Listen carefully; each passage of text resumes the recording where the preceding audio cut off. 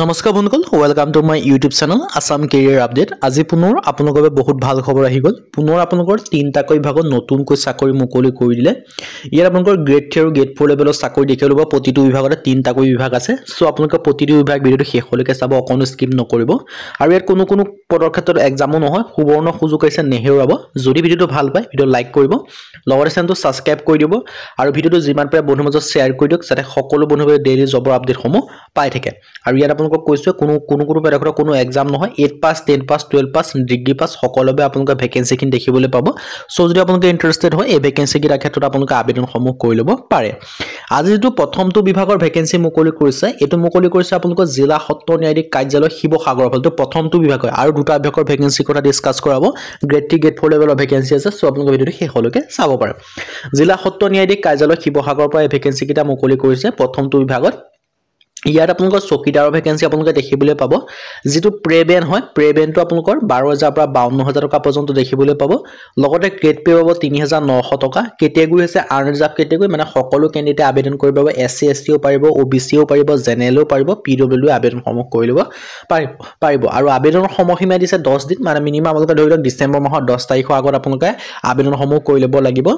আৰু ইয়াৰ যেটো অফিচিয়েল ৱেবছাইটত আপোনালোকে চাই ল'ব পাৰে এডভাৰটাইজমেন্টখন এখন মই আপোনালোকৰ অফিচিয়েল এডভাৰটাইজমেন্টখনি আপোনালোকক দেখাই দিছো সো আপোনালোকৰ বিলি হ'ব অফিচিয়েল যিখন এডভাৰটাইজমেন্ট মই হেখনি আপোনালোকক দেখাই দিছো আৰু ইয়াৰ কাৰণে আবেদন কৰিবলৈ মিনিমাম আপোনালোকে 8 পাছৰ পৰা আবেদন কৰিব পাৰিব ম্যাক্সিমাম আপোনালোকে 12 পাছলৈকে যদি আপোনালোকে ইন্টাৰেস্টেড হয় আবেদন সমূহ কৰি ল'ব পাৰিব আৰু এটো আপোনালোকৰ প্ৰথমটো বিভাগ হয় বাকি আপোনালোকৰ আৰু দুটা বিভাগৰ ভ্যাকেন্সি কথাও ডিসকাস কৰা হ'ব সো আপোনালোকে ভিডিওটো শেষলৈকে চাব পাৰে অকনো স্কিপ নকৰিব যদি আপোনালোকে স্ক্ৰিপ্ট কৰি দিয়ে মেইন কথাবিলাক আপোনালোকে মিছ কৰিলে আপোনালোকৰ কনফিউজ হৈ যাব সো আপোনালোকে ভিডিওটো শেষলৈকে চাব আৰু যেটো বয়সৰ সময়সীমা 18 পৰা 40 বছৰ পৰ্যন্ত আবেদন সমূহ কৰি ল'ব পাৰিব আৰু লগতে আপোনালোকে এজ ৰিলেক্সেশন সমূহ লাভ কৰিব যি সমূহ এসসি এসসি হয় তেওঁলোকে 5 বছৰৰ ৰিলেক্সেশন লাভ কৰিব 45 বছৰলৈকে আবেদন কৰিব পাৰিব ওবিসি কাৰণে 3 বছৰৰ ৰিলেক্সেশন লাভ কৰিব মানে 43 বছৰলৈকে আবেদন কৰিব পাৰিব পিডব্লিউ 10 বছৰৰ ৰিলেক্সেশন লাভ কৰিব মানে 50 বছৰলৈকে আবেদন সমূহ কৰি ল'ব পাৰিব আৰু আপোনালোকৰ যেটো অফিচিয়েল ৱেবছাইট হয় হয়তো অফিচিয়েল ৱেবছাইটৰ নাম কৈছো https://sipsagar.dcode.gov.in আৰু ইয়াৰ কাৰণে সিলেকশন প্ৰসেসটো মই কৈছো এত কোনো এক্সাম নহয় ইয়াৰ কাৰণে অনলি এটা ইন্টাৰভিউ হ'ব 40 মাৰ্কছৰ এটা ভাইভা অনুষ্ঠিত হ'ব তাৰ পাছ কৰি আপোনালোকে সিলেকশন সমূহ লাভ কৰিব পাৰিব আৰু লগতে ইয়াৰ যেটো নেচাৰ অফ ওয়াৰ্ক কি ওয়াৰ্ক কৰিব লাগিব primary ensure security of court campus operating the generator water pump except এনেকুৱা ধৰণৰ আপোনালোকৰ কামখিনি কৰিব লাগিব যদি আপোনালোকে সেই কামখিনি কৰিব পাৰে তেন্তে আপোনালোকৰ এটো আপোনালোকৰ এটা ডিউটি হয় আৰু হাউ টু এপ্লাই ক্ষেত্ৰত যেটো আপোনালোকৰ এড্ৰেছ দেখিব পাইছে to the district and session the Sivasagar new judicial court building Bishnunagar near SP office Sivasagar pin 785640 ইয়াত আপোনালোকৰ যিখন আসাম ষ্টেণ্ডাৰ্ড ফৰ্ম আপোনালোকে গুগল বা ক্ৰমত আসাম ষ্টেণ্ডাৰ্ড ফৰ্ম বুলি সাৰ্চ কৰিলে পাই যাব সেই ফৰ্মখন ভালদৰে ফিল আপ কৰিব লগতে যিসমূহ ডকুমেন্টছ লাগে সেই ডকুমেন্টছসমূহ জেৰক্স কৰি পেলাই নিজে সাইন কৰি মেলি এটা এনভেলপ ল'ব এনভেলপটোৰ ওপৰত এড্ৰেছ লিখি আপোনালোকে এই ফৰ্মখন পঠাইলে আপোনালোকৰ আবেদনসমূহ হৈ যাব ইয়াত কোনো এপ্লিকেশন ফিজ দিয়া প্ৰয়োজন নাই কোনো আপোনালোকৰ কোনো ফিজ কৰা প্ৰয়োজন নাই লগতে আপোনালোকৰ ইয়াৰ যিবিলাক ফিউচাৰ আপডেট হেতু আপোনালোকৰ যেটো শিৱসাগৰ জুডিচিয়েল অফিচিয়েল ৱেবছাইটত তাত আপোনালোকে পাই থাকিব এতিয়া আহিলো যদি 2 নম্বৰ বিভাগত ভ্যাকেন্সি মুকলি কৰিছে হেতু মুকলি কৰিছে আপোনালোকৰ মৰাণ কলেজৰ ফালৰ পৰা ইয়াত আপোনালোকৰ এসিস্টেন্ট প্ৰফেসৰ ভ্যাকেন্সি মুকলি কৰিছে লগতে লাইব্ৰেৰী এসিস্টেন্ট গ্ৰেড 3 লেভেলৰ ভ্যাকেন্সি মুকলি কৰিছে আৰু আপোনালোকৰ কিছুমান গ্ৰেড 4 লেভেলৰ ভ্যাকেন্সি মুকলি কৰিছে সো আপোনালোকে ভিডিওটো শেষলৈকে চাই থাকক যাতে আপোনালোকে সকলোখিনি কথা আপডেট পায় আৰু কোনটো পদৰ ক্ষেত্ৰত কিমানকৈ কোৱালিফিকেশন বিচাৰিছে কেনেদৰে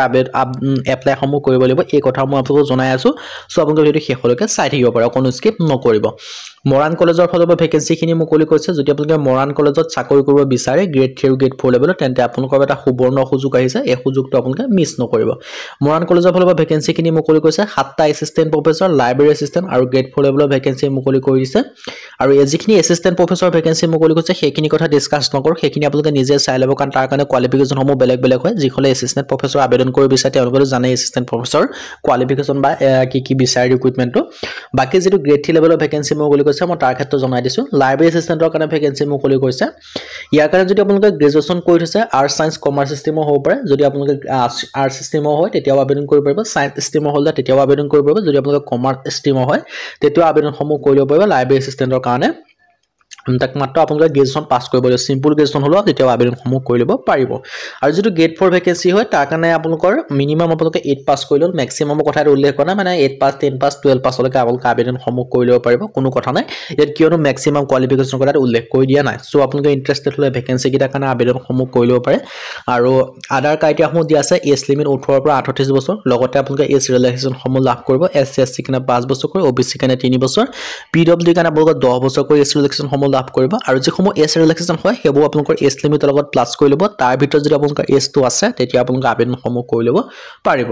হাউ টু এপ্লাই ক্ষেত্ৰত মই আপোনালোকক জনাই দিছো ইয়াৰ কাৰণে আবেদন কৰিবলৈ যদি এড্ৰেছ লিখা আছে principal secretary Moran college PB Moranhat post office Moranhat Charaideo 785670